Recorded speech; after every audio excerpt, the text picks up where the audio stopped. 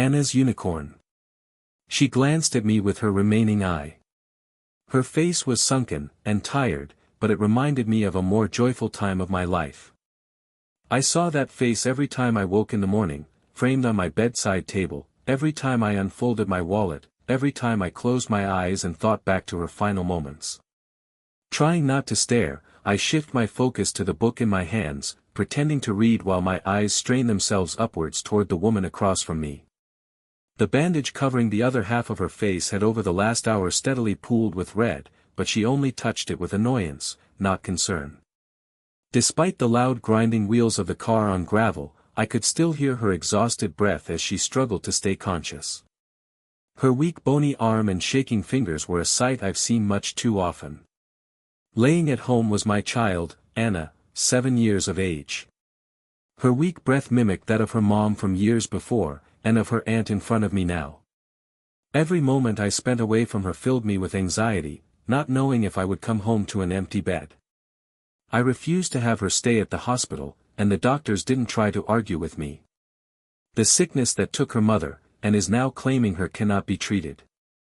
It cannot be relieved by any amount of tubes or medicine pumped into her. The pain from her failing body overthrew whatever painkillers they had attempted to fill her frail body with. Her mind only blurred with the side effects of the drugs, mixed with the days her subconscious forced itself into to avoid feeling her rotting hands, feet, and organs. Between the 5 years that my wife had passed and when my daughter fell ill, I had hoped for some advancement in medicine, some sort of missing puzzle piece that scientists and doctors just accidentally overlooked, to be picked up and slid into the right spot. When nothing came, my only options were religion, praying for miracles I didn't believe in. Anna, though, deserved to believe.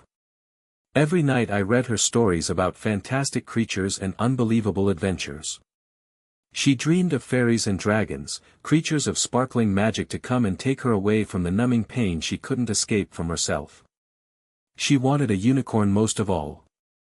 She wanted to be friends with the majestic creature, ride on its back through grasslands and mountains, and use its magic to help others, never using it for herself. When she spoke of the creature, her voice grew louder, stronger once again, like she was just a year before, full of life and hope that I wish would stay with her through the night and into the morning. But as the book closes, the magic inside her too fades. I can only hope that the unicorn visits her in her dreams every night, and makes her sleep less painful. There are moments, sometimes up to a week at a time, in her suffering when she was sound of mind, much like her mother.